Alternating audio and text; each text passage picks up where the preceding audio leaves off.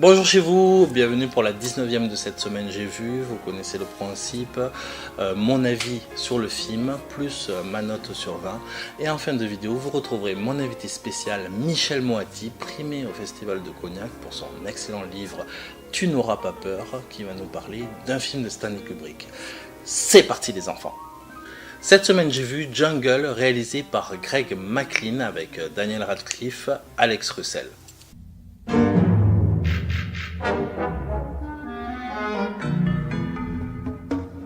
Yossi Ginsberg et deux de ses amis vont vivre l'enfer de la jungle durant une période de 3 semaines. Tiré d'une histoire vraie, le film va nous immerger dans la forêt amazonienne de Bolivie. Mais avant cela, le réalisateur Greg McLean, en guise d'introduction, prend son temps, pose sa caméra et se centre sur les personnages pour nous dépeindre leur psychologie et leur vision différente de la vie. Immédiatement, on est pris d'affection pour leur interaction, leur amitié indéfectible, le calme avant la tempête. Le réalisateur cite ouvertement en hommage au film de John Boorman Délivrance, La forêt d'émeraude et bien sûr l'excellent Seul au monde de Robert Zemeckis. Le film découpé en 3 actes est une véritable leçon de cinéma et un amour incontestable pour le genre de la survie.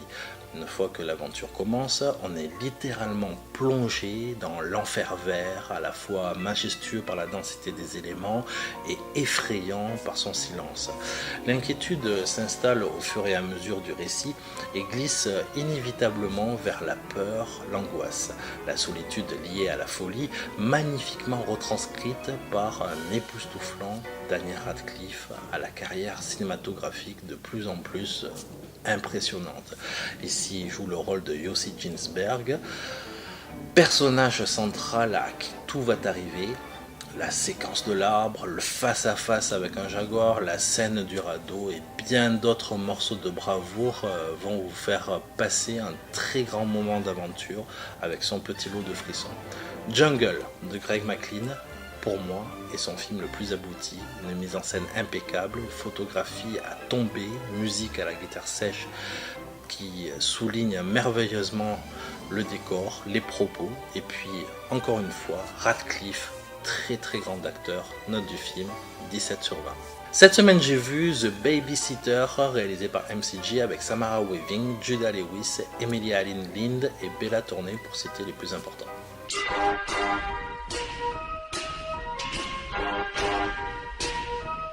Frappé par une anxiété depuis toujours, le jeune Cole subit les foudres du harcèlement, la moquerie de ses professeurs et l'incompréhension de ses parents. Mais heureusement qu'il est épaulé par Bee, la plus cool, la plus jolie, la plus folle des babysitters. Alors oui, cette production Netflix n'est pas un grand film, il sera probablement boudé par pas mal de cinéphiles qui aiment le cinéma de genre, le vrai et le dur, car il est vrai que The Babysitter est un film qui possède pas mal de défauts dans son script, si on veut pinailler, parfois dans son montage et par le jeu de certains acteurs qui campent des rôles secondaires. Mais tout ça n'a pas d'importance car pour moi il est ultra fun. On se marre devant ce film et on ne s'ennuie jamais. C'est tout simplement un croisement cool entre Maman j'ai raté l'avion et Scream. MCJ enchaîne les séquences et les rebondissements avec un humour certes régressif entre guillemets mais ultra jubilatoire, porté par un acteur Judah Lewis qui ne cabotine jamais et par une actrice de talent Samara Weaving au tempérament de feu, qui est d'ailleurs pour moi le sosie d'Eva Green en blonde. Bref, donc le film est à la fois hilarant, le film de MCG est tout simplement une sympathique série B consciente de son concept, un produit parfait pour un film Halloween, ni plus ni moins. Note du film, 16 sur 20. Cette semaine, j'ai vu Wine River de Taylor Sheridan avec Elizabeth Olsen, Jeremy Renner, Kelsey Asbill et un petit caméo de John Bertal.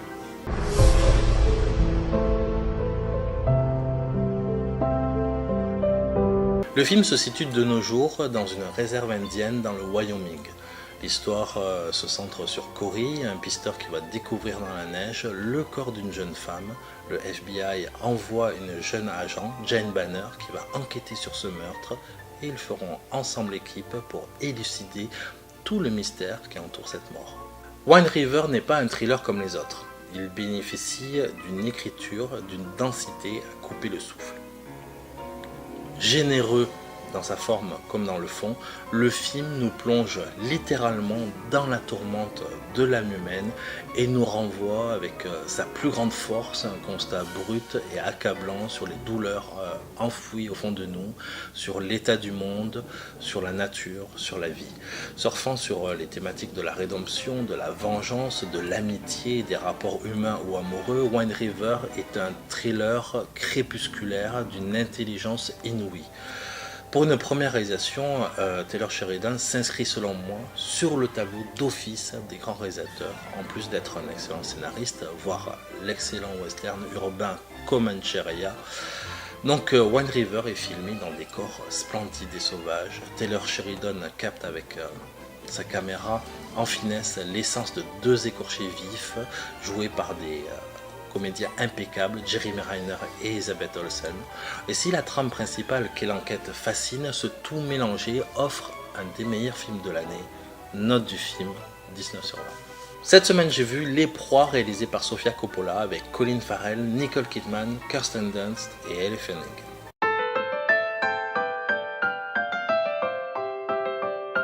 Durant la guerre de sécession, un soldat blessé du camp adverse est recueilli par un pensionnat de jeunes filles. Si je jette un œil sur la filmographie de Sofia Coppola, je dirais qu'après le chef-d'œuvre tourmenté de Virgin Suicide, sa réalisation a perdu de sa superbe au fil du temps. Loin de moi l'idée d'être fermé et élitiste, mais remaker le film de Don Siegel était une mauvaise idée dans ce cas précis. Pour les excuses, Sofia Coppola voulait se rapprocher plus du roman de Thomas Cullinan que sa première adaptation cinématographique. Il en résulte que le film est une sacrée déception sur plusieurs niveaux. Là où Siegel montrait au bout de 5 minutes de film l'irrévérence, l'insolence de notre protagoniste mal campé par un Clint Eastwood bien investi, puis plus tard en filigrane par des mots l'horreur en temps de guerre que peuvent subir les femmes par les hommes, le constat édifiant sur la condition féminine, le rapport dominant, les premiers émois, des thématiques soulevées par une œuvre majeure qui restera à tout jamais un grand classique. On aurait pu attendre du film de Sofia Coppola un film incisif, aller plus loin dans ce huis clos de survie, de l'érotisme intelligent, des dialogues qui font mouche. Il n'en est rien, le film est fade. Alignant les scènes qu'on peut deviner à l'avance, le scénario est d'une pauvreté absolue. Colin Farrell n'a clairement pas le charisme de Clint, mais ne propose rien de nouveau car oui, interpréter un personnage abject, un peu idiot et naïf portant du bon côté de cette guerre de sécession, méritait une écriture, une véritable écriture, un jeu beaucoup plus poussé. Il en est de même avec toutes les autres actrices. Donc on relèvera cependant une jolie photographie, un beau score, un beau poster assez classe. Note du film, 3 sur 20. Cette semaine, j'ai vu The Battleship Island de Ryo Seung-wan avec Jong Ki-sung, So Han Kim et Jung Min Hwang.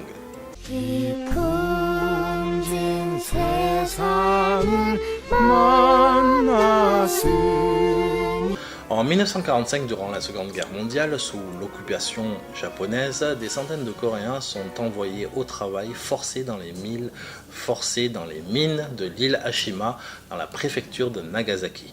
Un résistant, un combattant de l'indépendance coréenne, est un infiltré et va mettre en œuvre, avec l'appui des forces américaines, une évasion massive. Du cinéma de Park Chan-wook avec son Mademoiselle, celui de Na Hong-jin avec son Essence de Strangers, pour ne citer que ces deux-là, le cinéma coréen traite sous toutes ses formes et clame sans vergogne la souffrance qu'ils ont pu subir sous le colonialisme japonais, et ce n'est visiblement pas près de s'arrêter. Dans The Battleship Island, l'histoire se centre sur une tranche d'histoire peu connue en Occident, celui du travail forcé sur l'île Hashima. On y suit le parcours initiatique d'un musicien avec sa petite fille de 6 ans, une ancienne prostituée des Yakuza, un chef de gang, un infiltré, un leader politique charismatique et un directeur de prison ultra violent. Que de personnages passionnants et hauts en couleur. Généralement, vous savez, l'équation des films coraux plus une grosse production de cette envergure fait toujours impasse sur le scénario et met de côté les interactions au profit de grandes explosions. Dans ce Battleship Island, le film prend son temps pour nous narrer tout le background de cette monstrueuse galerie de personnages et chaque plan sont d'une efficacité redoutable. Le film prend souvent à revers le spectateur et on ne sait jamais qui sera sacrifié, montrant le misérabilisme à son paroxysme mais mêlant avec une ingénuité l'humour, l'action, les passages dramatiques et un final à couper le souffle. The Battleship Island est une œuvre majeure, singulière, qui fera date dans la catégorie des films de guerre. Il est selon moi le meilleur film de guerre de cette année 2017. Si la trame scénaristique est dense, elle est sans aucun doute magnifiée par des acteurs et actrices plus que confirmée dans le cinéma sud-coréen. Mention spéciale à la petite actrice Kim So-han, déjà fabuleuse dans Le Dernier Train pour Busan. The Battleship Island, c'est du très grand cinéma. Note du film, 19 sur 20. Cette semaine, j'ai vu 1922 de Zach Eldish avec Thomas Jane, Molly Parker et Dylan Schmidt.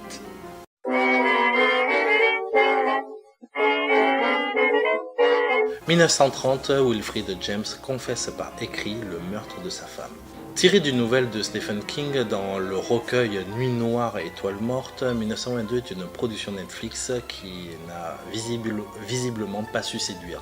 Pourtant, ce long métrage d'1h20 à peine possède de très grandes qualités. Bien sûr, reproduire au mot près les idées du maître de l'horreur n'est pas une chose aisée. Mais 1922 donne le ton par une introduction immersive et inquiétante. On sait qu'il y a eu meurtre, on sait de suite qu'il a perpétré, et dans le récit de cette confession dont l'angoisse va monter crescendo, l'intérêt est ailleurs. Et cet intérêt, il se retrouve au cœur de cette modeste famille qui va être tourmentée par un petit héritage, un bouleversement qui va scinder l'amour, qui va mettre en péril plusieurs vies sous formes différentes. Peu à peu, les choses se dégradent, tout s'écroule par l'imagerie fantasmagorique des rats qui grignotent une maison, un cadavre, le temps passe et les problèmes s'accumulent. Ainsi, nous allons assister à une chute spectaculaire d'un homme, d'un enfant, enfin d'un ado aux destinées tragiques, sans concession, sans âme charitable pour les secourir. Et même si c'est filmé avec beaucoup de classe, c'est accompagné d'une photographie magnifique. 1922 saisit à la gorge et nous laisse spectateurs de cette histoire ô combien sombre, ô combien triste, ô combien noire. Porté par des comédiens tous convaincants, 1922 est une œuvre avant tout, je dirais, humaine. Finalement, les parties fantastiques censées nous procurer de la peur sont assez anecdotiques et je pense que c'est cela qui porte défaut à cette adaptation, mais qui en fait aussi, à mon sens, une grande richesse. Note du film, 15 sur 20. Cette semaine, j'ai vu Ingrid Goes West, réalisé par Matt Spicer avec Aubrey Plaza, Elizabeth Olsen et Wyatt Russell. Ingrid est une jeune femme en manque d'amour et surtout d'amitié. Complètement instable mentalement et accro à son Instagram, elle rêve d'une vie parfaite. Elle prend pour modèle Taylor, une jeune photographe, belle comme le jour, belle comme un cœur, et qui possède beaucoup d'abonnés. Elle décide de la suivre et de la rencontrer réellement. Ingrid Goes to West est un film satirique qui pointe du doigt ceux qui sont addicts des réseaux sociaux, en particulier Instagram, et pose pas mal de questions sur la thématique du narcissisme, sur le besoin de reconnaissance et d'amour, sur les on-dit et la mythomanie.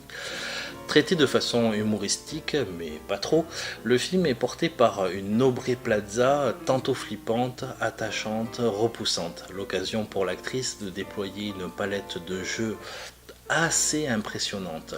Les acteurs secondaires ne sont pas en reste puisque Elizabeth Olsen joue la parfaite femme superficielle et Oshie Jackson Jr. dans le rôle du petit ami Black est à mourir de rire. Pour un premier film, Matt Spicer s'en sort bien et nous livre une fable originale avec un sujet assez peu traité au cinéma, à la fois drôle et tendre et sarcastique. Ingrid Goes West est une bonne surprise sans être un très grand film. À noter une BO électro plus que cool, note du film 14 sur 20. Cette semaine, j'ai vu Coco, réalisé par Lee Unkrich et Adrian Molina, avec la voix originale d'Anthony Gonzalez, Benjamin Bratt et Gaël Garcia Bernal. Ne m'oublie pas. Le rêve ultime du jeune Miguel est de devenir musicien et chanteur et suivre les pas de son idole Ernesto de la Cruz. Malheureusement, la musique est bannie par sa famille pour d'obscures raisons. Par une circonstance extraordinaire, il va se retrouver dans le royaume des morts le jour même où l'on fête dans tout le pays Dia de los Muertos. Après une petite baisse de régime, Pixar, sous l'égide de deux brillants réalisateurs, nous livre un film d'animation ambitieux et met en lumière la culture mexicaine. Le focus de la trame narrative se déroule le jour de la fête des morts, l'occasion trop belle pour déployer des thématiques fortes comme le deuil, la mémoire et l'oubli. Le film est un torrent de couleurs, une explosion d'arc-en-ciel à l'image festive que doit représenter cette commémoration mexicaine, et graphiquement ça a tombé. Ça a tombé par terre, du cimetière à la cité des morts, vos yeux vont pétiller, s'écarquiller par tant d'émerveillement. Mené tambour battant, les péripéties du jeune Miguel passionnent et bouleversent, car deux séquences mélodramatiques d'une intensité à faire pleurer n'importe qui vont vous tétaniser d'émotion. Impossible de se pincer, impossible de résister, fatalement vos larmes vont couler à flot. C'est bien simple. Dans ma salle, tout le monde pleurait, j'ai jamais vu ça, y compris la vingtaine d'enfants autour de moi.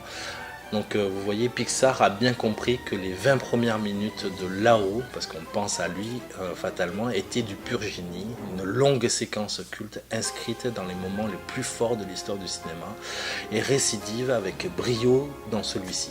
Mêlant humour et émotion, Pixar réussit encore une fois un coup d'éclat, 2 maîtres présentant son film comme le meilleur feel-good de cette année. Et niveau musique, on retiendra les 3 versions de Ne m'oublie pas, brillamment interprétées par Anthony Gonzalez et Benjamin Bratt. Léger et émouvant comme le film, Coco est une œuvre parfaite. Note du film 20 sur 20. Cette semaine, j'ai vu A Taxi Driver réalisé par Jang Hoon avec Song Kang-ho, Thomas Kretschmann, Yu Ha-jin.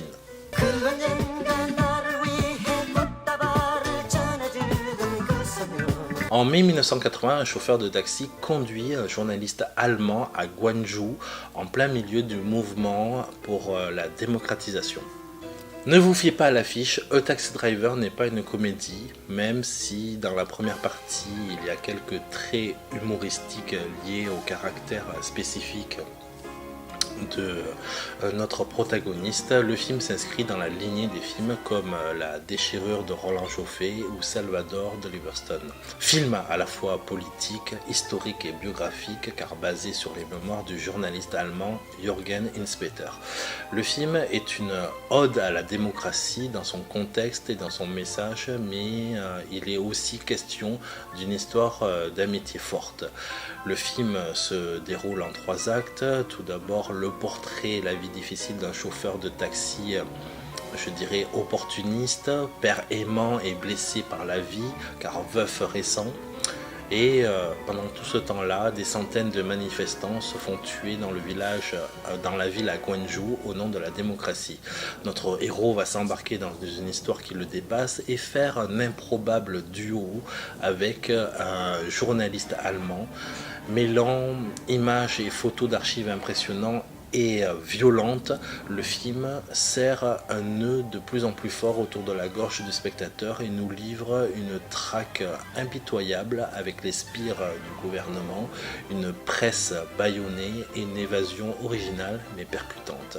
Porté par un des meilleurs acteurs du monde, Song Kang-ho, il a fait Snowpiercer et Memories of Murder, livre encore une fois une interprétation exceptionnelle d'une justesse bluffante.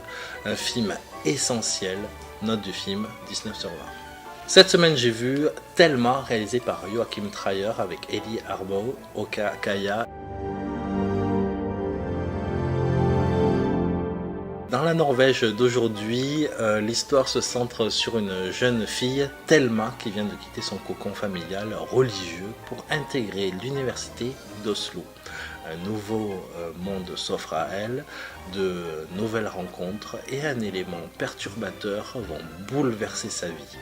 Je vous l'annonce de suite, ce film est absolument extraordinaire. Sur le plan narratif comme sur le plan de la forme, le film passionne et nous balade pendant 1 heure sans comprendre de quoi il s'agit exactement. Et quand le film se termine, on se dit que sans aucun doute, on vient de voir le meilleur film de genre de cette année. Filmé de façon simpliste, sans effet de style, le réalisateur Joachim Trier arrive pourtant avec des idées de plans, de cadres à nous surprendre de façon tout à fait originale, que ce soit dans la rencontre amoureuse ou les scènes terrifiantes. À l'image de cet opening perturbant sur le plan psychologique, tout le film prend son sens et il est d'une logique scénaristique imparable et ahurissante. Niveau interprétation, Elie Arbo porte le film et l'incendie. Magnifique et très grande actrice. Thelma est tout simplement un des meilleurs films de l'année. Foncez, note du film 19 sur 20. Cette semaine, j'ai vu Le Crime de l'Orient Express, réalisé par et avec Kenneth Branagh. Et le casting est composé aussi de Johnny Depp, Michelle Pfeiffer, Josh Gad, Daisy Ridley, le rare Derek Jacobi, William Dafoe, Judi Dench. Suite à une affaire épuisante, Hercule Poirot, célèbre détective belge, profite d'une opportunité pour être à bord de l'Orient Express et passer un moment de détente. Mais les choses ne vont pas se passer comme prévu car un crime a été commis et 13 personnes sont suspectes. À la fois excité et très curieux de cette nouvelle adaptation d'Agatha Christie, car ultra fan de la version de 1974 réalisée par Sidney Lumet avec Albert Finney, Le Crime de l'Orient Express par et avec Kenneth Branagh avait dans sa manche tout pour séduire.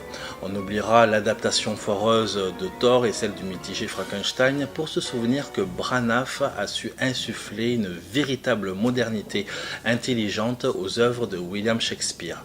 Particulièrement Hamlet version longue et beaucoup de bruit pour rien.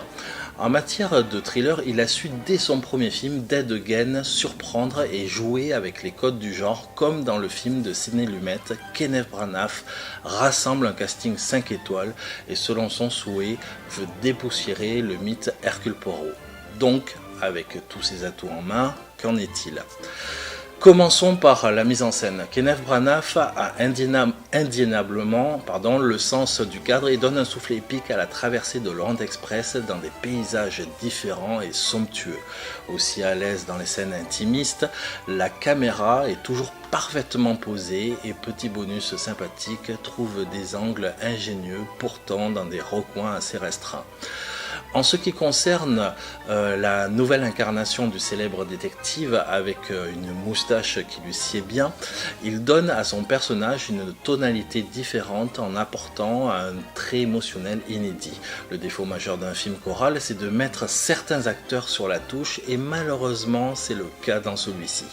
On notera la performance charismatique de Johnny Depp, la toujours impeccable Michelle Pfeiffer et une surprenante Daisy Ridley. Comme certains personnages sont sacrifiés par peu de dialogue, les interactions en souffrent et du coup le scénario patine.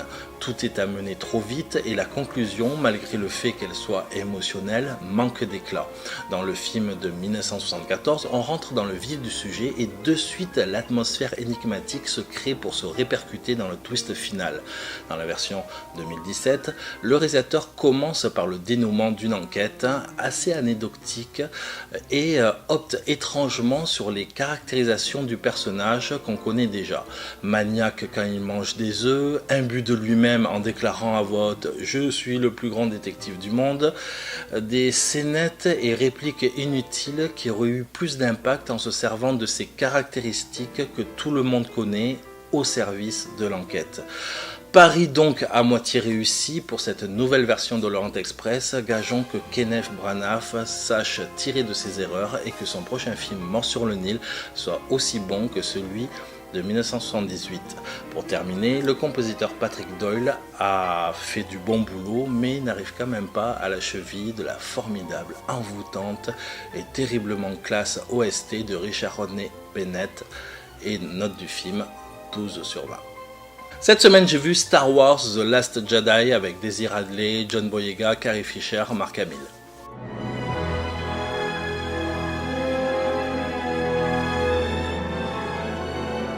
Pendant que Rey essaye de convaincre Luke Skywalker à répondre à ses interrogations sur son île, parallèlement, une bataille galactique dans l'espace fait rage entre la Résistance et le Premier Ordre. Attention spoiler, pour les personnes qui ne l'ont pas vu, je vous conseille de passer cet avis car je vais vraiment spoiler le film. Donc même si j'avais apprécié le film de J.J. Abrams, mon cœur reste dans la nostalgie et appartiendra à tout jamais à la première trilogie. Ceci étant dit, dans sa globalité, le film de Rian Johnson m'a plutôt plu, mais j'ai quelques réserves que je vais vous développer ici. Mais commençons par les côtés positifs. Le film prend une tournure inédite et on ne devine jamais où la trame principale nous amène. Sans doute, peut-être aux nombreux reproches qu'avaient fait les fans sur le réveil de la Force, et sans doute une totale liberté sur l'écriture qu'a pu bénéficier Rian Johnson. Donc je dirais bon premier point. Dans le deuxième volet de cette nouvelle trilogie, le jeu des comédiens s'étoffe et évolue, Daisy Ridley fait le job et son entraînement physique pour le film fonctionne et aide à donner de la crédibilité au personnage de Rey de plus en plus forte. Adam Driver dément ce qu'on avait pu dire de lui et donne un côté sombre à son personnage et insuffle une force à sa palette de jeux qui fascine et impressionne. Moi je dis futur grand acteur. Mark Hamill prouve de nouveau son immense talent, tellement peu exploité au cinéma. Et si le film possède de très grandes qualités comme mettre en avant certains de ses comédiens, le trio Rey, Luke, Kylo Ren, certains personnages sont carrément sacrifiés sur l'autel. Je pense aux personnages de Poe, de Finn, de Rose, de Snoke, du amiral Akbar. Et si le film de Johnson envoie du lourd dans les séquences de bataille spatiale, que ce soit dans la galaxie ou dans les souterrains du désert de sel, dans la relation triptyque de nos protagonistes, le film baisse de plusieurs crans, beaucoup même, quand il expédie de manière trop rapide le duel du capitaine Phasma par exemple, qui n'aura servi strictement à rien, et de la mort prématurée de Snoke qui ne répondra à aucun background. Rian Johnson n'a pas aimé le film de J.J. Abrams et ça se voit, et balaye d'un revers de main toutes les choses qu'il estime inutiles en repartant selon sa vision sur de bonnes bases. Et la plus belle exemple est la mort de Snoke, qui laisse champ libre au personnage de Kylo Ren d'évoluer vers le côté obscur de la Force. D'ailleurs, il serait préférable pour le troisième opus, pour la crédibilité de cette nouvelle trilogie, que le personnage de Kylo passe la seconde niveau cruauté et devienne le visage emblématique de l'horreur, du mal absolu, pour dépasser la figure iconique que pouvait être Darth Vader. Et là, je dirais, tout prendrait son sens. Quant à l'utilisation de la force, je me suis dit oui, pourquoi pas, que ce soit la très belle séquence de Leia dans l'espace ou la mort de Luke, j'ai trouvé une certaine poésie et de la grâce dans ces séquences. Maintenant, j'aborde vraiment une séquence qui m'a vraiment fait halluciner. Yoda qui revient, sans doute pour le fanservice, pourquoi pas, ça aurait pu être vraiment cool, mais pourquoi cette séquence absolument what the fuck où il brûle des livres? Yoda serait-il un nazi? Enfin, je ne sais pas, mais cette scène renvoie obligatoirement à une époque de l'histoire et on n'est pas naïf quand même. Même moi qui possède par exemple l'infâme 50 nuances degrés, jamais je pourrais brûler ce livre. Bref. Pour synthétiser, je dirais que ceux qui attendent une sorte de reboot de la première trilogie ne retrouveront jamais cette nostalgie qui faisait la magie de Star Wars. Et le film de Rian Johnson est un film étrange et bancal, avec de belles figurances, mais aussi pas mal de scènes bâclées. Note du film 15 sur 20.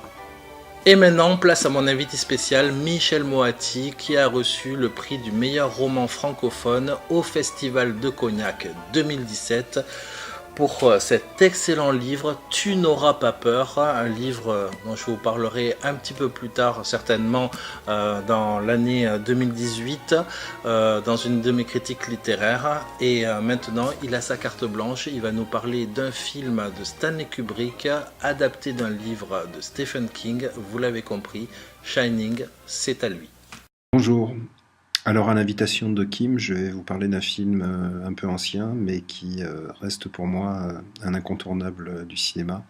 Pas seulement d'horreur, mais on va voir que c'est un peu plus compliqué que ça, et que c'est un film finalement qui brasse assez large. Il s'agit de Shining, un film de Stanley Kubrick, qui est sorti en France en 1980. Alors, film de fantôme, film psychologique, thriller... Shining est un peu tout ça à la fois, mais je dirais que c'est surtout une minutieuse analyse de la famille et de ses liens. C'est un film sur la solitude, sur la création littéraire en l'occurrence, quoique, et surtout sur la peur. Les peurs d'enfants bien sûr, mais aussi les peurs d'adultes qui sont demeurées cachées pendant des années et qui ressurgissent brutalement. Je crois que les peurs sont finalement peut-être les vrais fantômes du film. Le film s'inspire, tout le monde s'en souvient, du roman de Stephen King.